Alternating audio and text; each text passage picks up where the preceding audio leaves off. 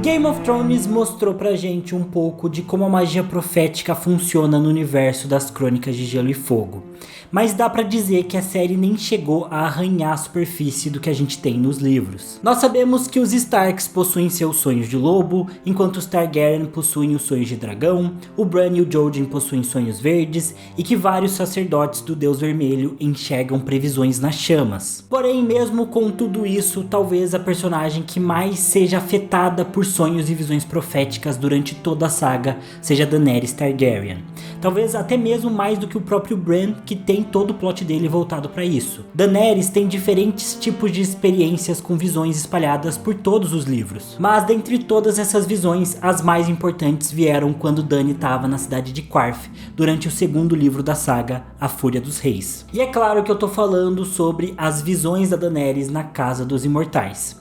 Eu sou o TH Magaldi e vem comigo. Olá amigos, sejam bem-vindos a mais um vídeo do Cala a Boca Thiago, e hoje a gente vai falar sobre uma das profecias mais importantes de todas as crônicas. Esse tema sobre a Casa dos Imortais, dentro do fandom, é bem fácil de encontrar opiniões, é bem fácil de encontrar teorias, é bem fácil de encontrar análises. E esse meu vídeo, como sempre, é um apanhado de tudo isso, sempre mantendo também um pouco da minha própria visão pessoal. Então eu sempre acho que vale dar esse aviso. E dito isso, vamos lá. Bom, no segundo livro e também na segunda temporada de Game of Thrones, a Daenerys está em Qarth, onde ela conhece um mago chamado Pyat Pree. Ele convida Daenerys para ir até a famigerada Casa dos Imortais, onde ele mesmo vive com seus colegas feiticeiros. O Pyat Pree tenta seduzir a Daenerys e promete que se ela for até a Casa dos Imortais, os magos imortais vão revelar grandes verdades para ela, enchendo a Daenerys de sabedoria mágica. Como é comum na adaptação, na série, o Pyat Pree rouba os dragões da Daenerys, forçando a garota a ir até a Casa dos Imortais, o que é bem diferente dos livros. Porém, na série, a cena em que a Daenerys descobre que os seus dragões foram raptados acabou gerando um dos primeiros memes de Game of Thrones, que eu acho que sempre vale a pena recordar, o Where are my dragons? Where's my wig? Where are my Gale ships? Nos livros, porém, a Daenerys vai para a Casa dos Imortais por vontade própria, inclusive com o Drogon no ombro dela e seduzida pela promessa de sabedoria. Ela até mesmo aceita beber o chá que os magos de lá também tomam, o famoso Sombra da Tarde, que é a substância que deixa os lábios desses magos azul e que supostamente serve para abrir a mente para a magia. E de fato, é basicamente isso que acontece. Ah, Daenerys... Sendo assim, a Daenerys e o Drogon avançam pela Casa dos Imortais e logo descobrem que, enquanto por fora o lugar é apenas uma ruína cinzenta, longa e baixa, sem torres e nem janelas, por dentro o local é cheio de quartos e corredores intermináveis, com passagens secretas e ambientes obscuros. E é nesse ambiente que as visões começam. Na primeira visão, a Dany vê uma bela mulher estendida nua no chão, enquanto 4 homenzinhos rastejam por cima dela. Esses homens tinham caras pontiagudas de ratazana e mãozinhas cor-de-rosa.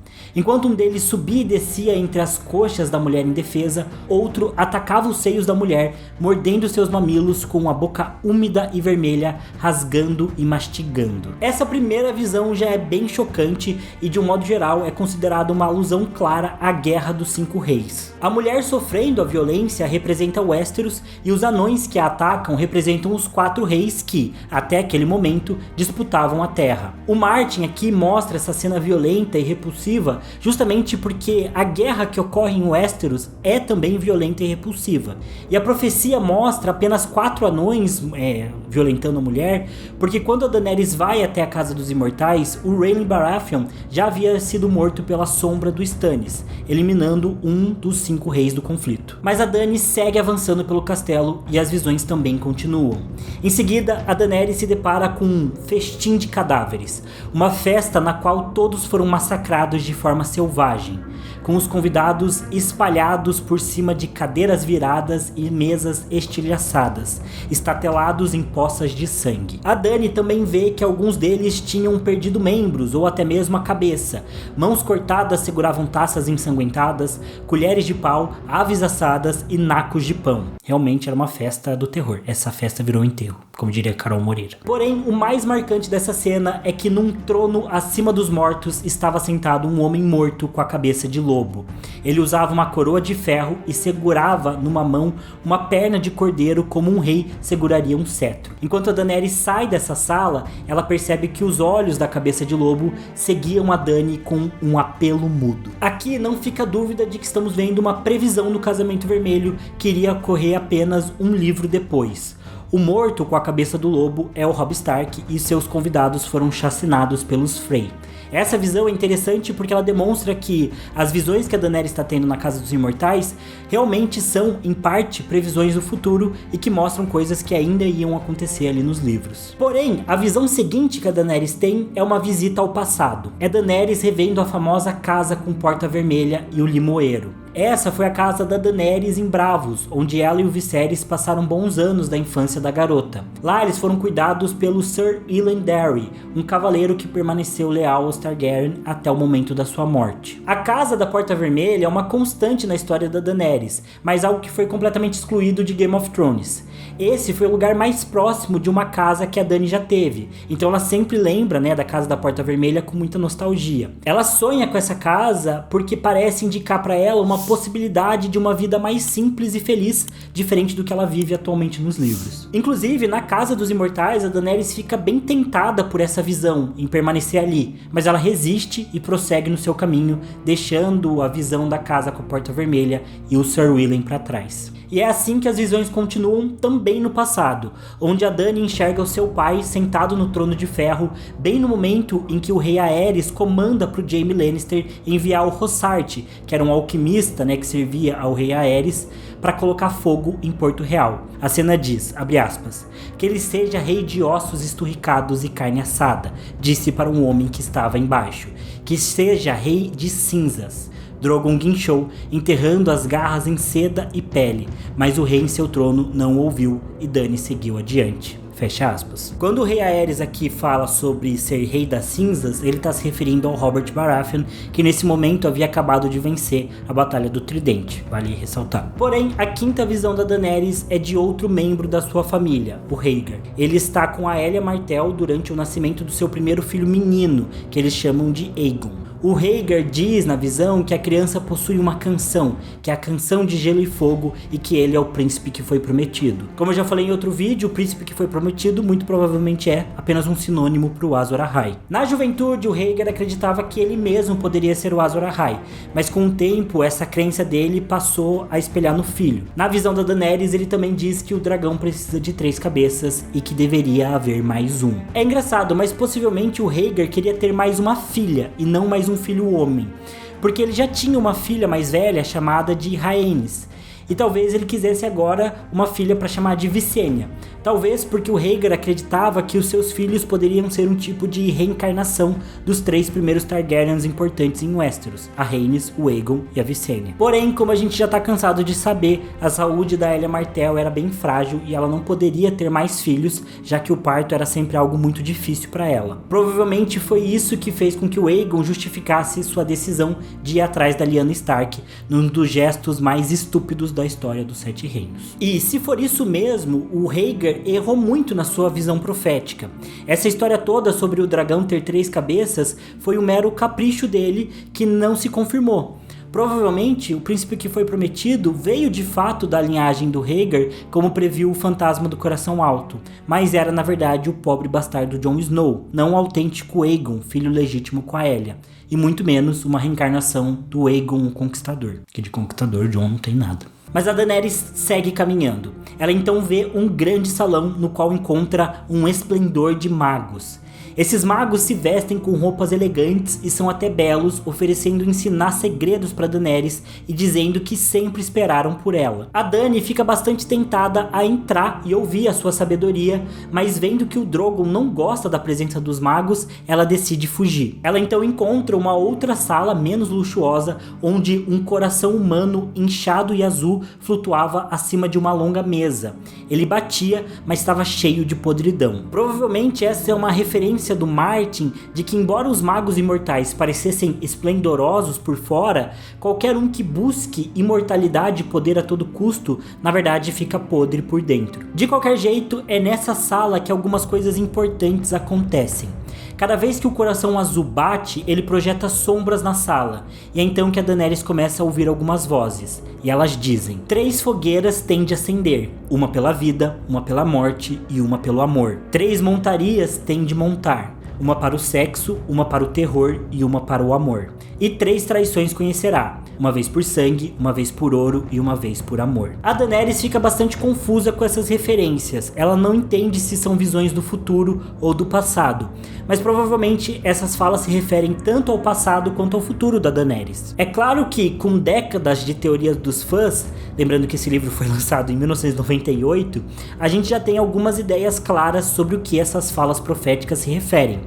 Aqui eu vou chamar elas de grupos de 3, para ficar mais fácil. Primeiramente, a fogueira pela vida está provavelmente relacionada ao nascimento dos dragões do final do primeiro livro, isso é bem claro. Por outro lado, o significado da fogueira pela morte ainda não está muito certo para os fãs. Afinal, na história da Daenerys, isso pode se referir a muitos momentos, porque a Daenerys faz muitas fogueiras. Nesse mesmo capítulo, no final, a Daenerys acaba queimando os imortais com Drogon, matando todos eles. Mas também essa ideia da fogueira da morte pode ser uma fala profética referente à queima dos senhores de escravos lá em Astapor, ou qualquer outra coisa que ainda não tenha ocorrido na história dela. A montaria do sexo parece também se referir de forma mais óbvia ao cavalo da Daenerys, a égua dela, que é chamada de Prata, que foi dada pelo Khal Drogo no momento do casamento e que foi o animal na qual a Daenerys montou justamente para ir para sua noite de núpcias. Se é que dá pra chamar assim, né? A montaria do terror provavelmente é o próprio Drogon, que ela começa a montar quando foge da arena de luta em Meereen, no final do 5º livro.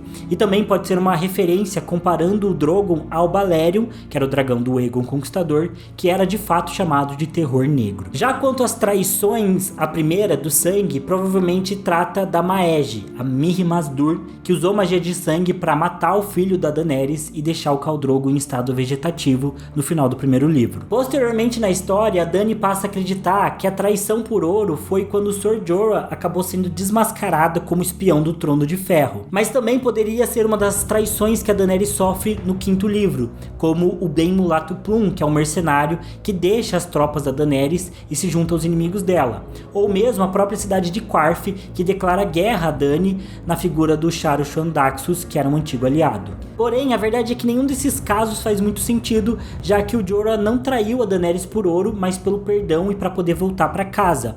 E o bem mulato Plum abandona as forças da Daenerys porque ele acha que ela não tem chance contra os Yuncaítas, ele até meio que fala isso na cara dela. De qualquer jeito, parece bastante óbvio que as últimas profecias de cada grupo de 3 ainda não foram cumpridas. A fogueira por amor, a montaria por amor e a traição por amor devem ser reveladas apenas nos próximos livros. Para mim, a terceira profecia de cada grupo de 3 deve ter uma relação até mais íntima com o final da história da Daenerys, então eu realmente acho que vão ser coisas cumpridas bem no final da história dela. O interessante é que na versão original em inglês, a última profecia do primeiro grupo tem uma intenção um pouco diferente, porque a profecia diz que a Daenerys deve light a fire for love, for death, e no final ela diz light a fire to love.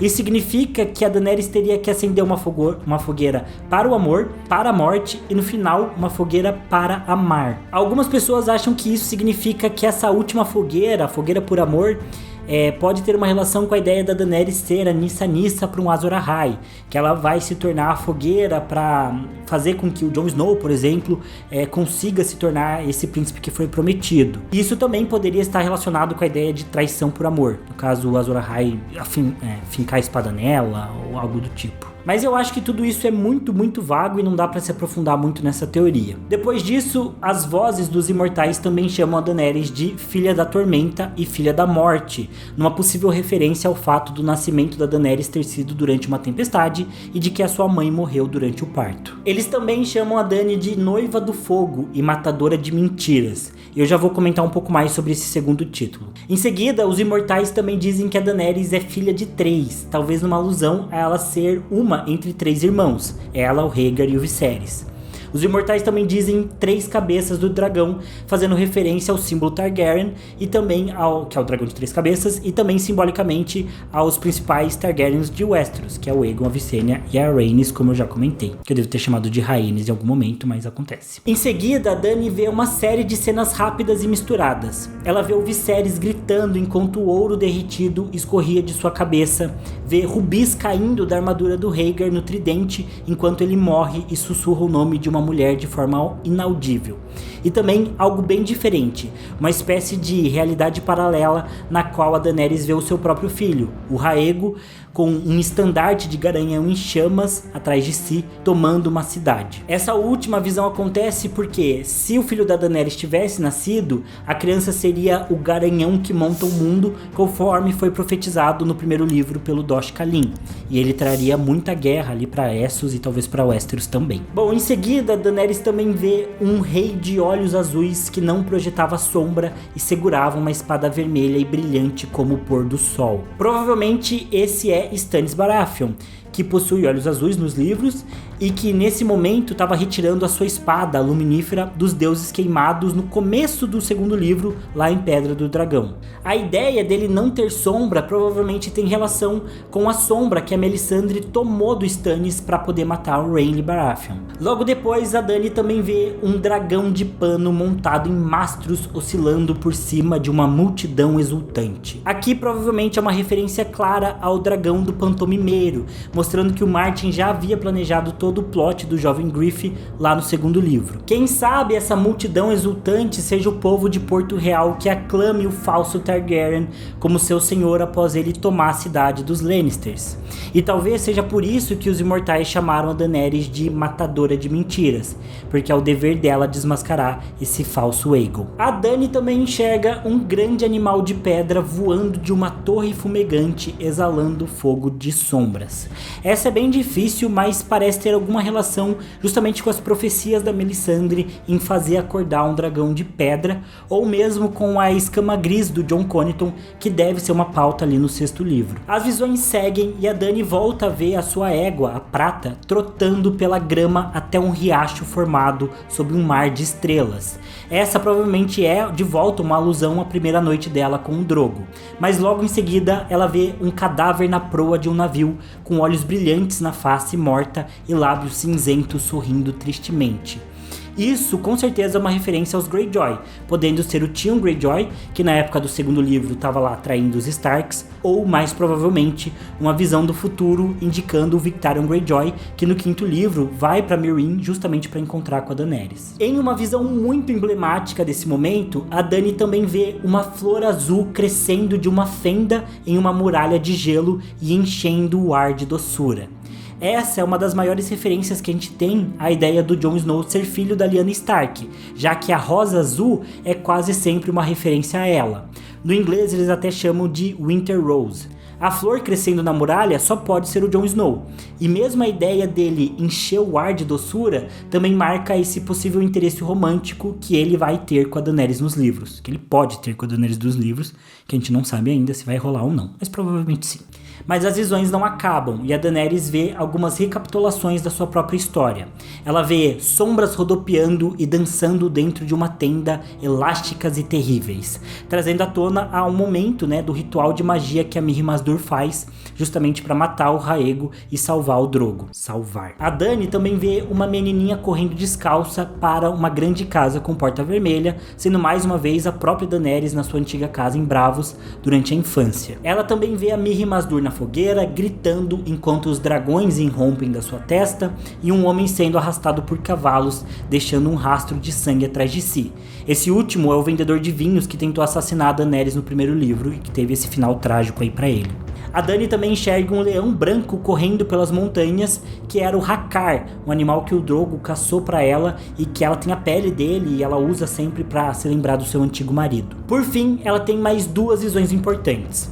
A primeira é de um lago à sombra da Mãe das Montanhas, o lugar sagrado dos Dothraki, no qual a Dany vê uma fileira de velhas mulheres saindo do lago e se ajoelhando diante dela com a cabeça inclinada. Provavelmente é uma referência de que, no 6º livro, os Dothraki vão de fato reconhecer a Dany como o garanhão que monta o mundo e seguir ela para Westeros, parecido com o que a gente viu acontecer na 6ª temporada de Game of Thrones. E logo em seguida, a Dany vê 10.000 escravos erguendo as mãos manchadas de sangue, gritando a palavra mãe para ela. Eles tentam agarrar Dany e tocar o seu corpo de alguma forma. Provavelmente também sendo essa uma visão do futuro, justamente dos momentos no qual os libertos de Yunkai realmente festejam a Daenerys e chamam ela de Missa, que significa mãe na língua Giscari. Porém, é justamente nesse momento que a Daenerys percebe que os escravos que ela tá vendo na visão, tentando agarrar ela, na verdade são os próprios imortais.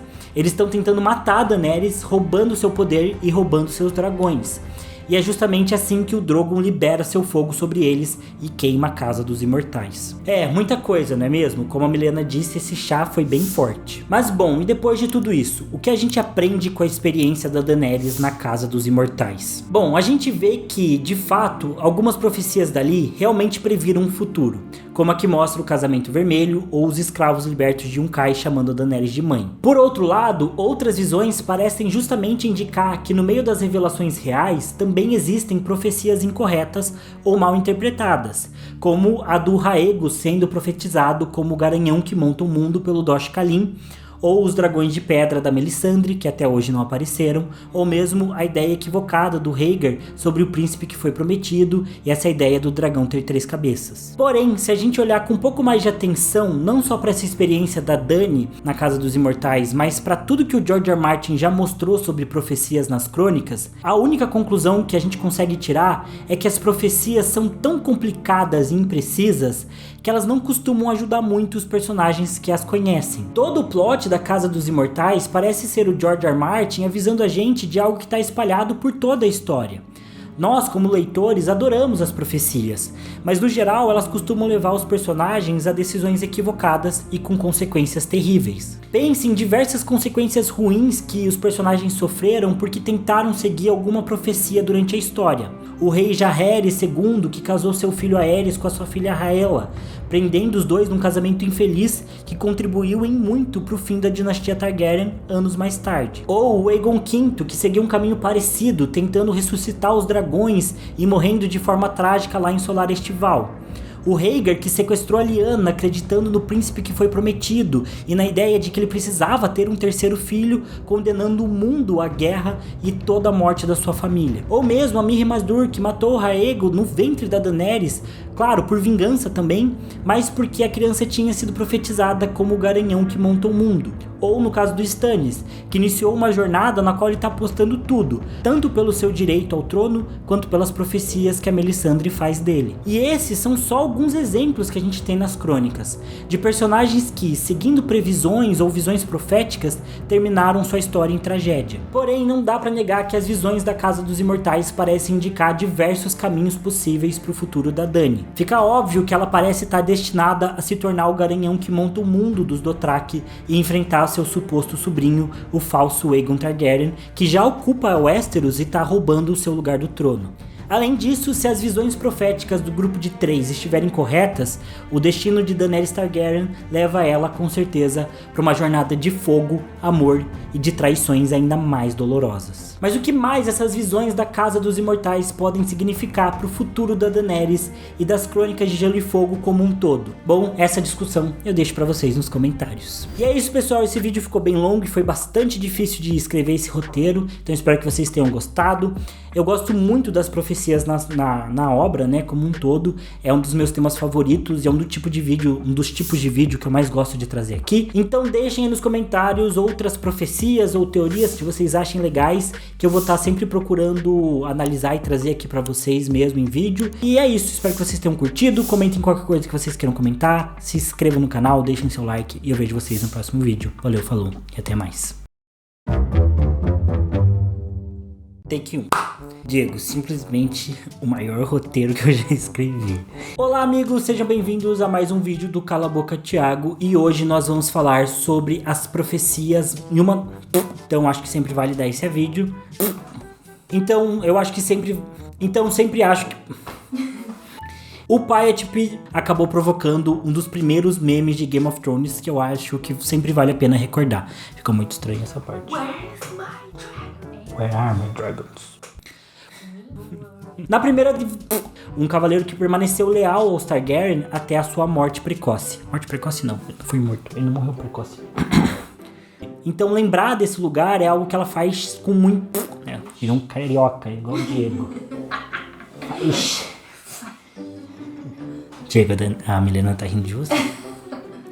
Ela sonha com essa casa e disse para um homem que estava abaixo: avião e um ônibus, Diego. Então pausa, porque esse vídeo vai ficar muito longo. Take 2. Vai dar tudo certo, Diego, confia. O Rhaegar acreditava nesse momento que... Errei porque eu não li o texto. Meu Deus do céu, Diego. Veio um avião, veio o caminhão de lixo, agora o ônibus. É só uma caminhonete, não é o ônibus. Daqui a pouco começa os cachorros latindo. Sim. E que devia haver mais um, mas eu falei esse trecho errado. Uma por sangue, uma vez... Tá, que a traição por ouro foi... Posteriormente, a Dany passa a acreditar na... Viu? É o que você faz. A Dany vê o seu próprio filho, o Rhaego. Ou Rhaego, né? Acho que é Rhaego, peraí. Com a sombra que a Melisame... Ai, meu Deus. Baratheon. Eu falo Baratheon, às vezes Baratheon. Não, Baratheon não. Baratheon. Talvez essa Agora é o vizinho com a caminhonete. Take 3. Nenhum ônibus pode nos vencer, Diego. Filho. A Dany também enxerga um grande animal de pedra voando... Peraí que eu bati no microfone. E chamam ela de Missa, que significa mãe na língua Giscari. E eu errei isso. Muita coisa, não é mesmo? Como a Daenerys diz... Peraí. A Daenerys. Tô te confundindo já com a Daenerys.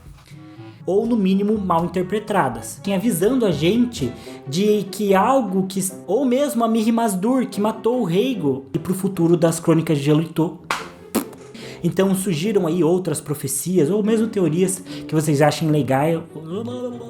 Então surgiram aí outras profecias ou teorias que vocês acham legal, que eu vou sempre...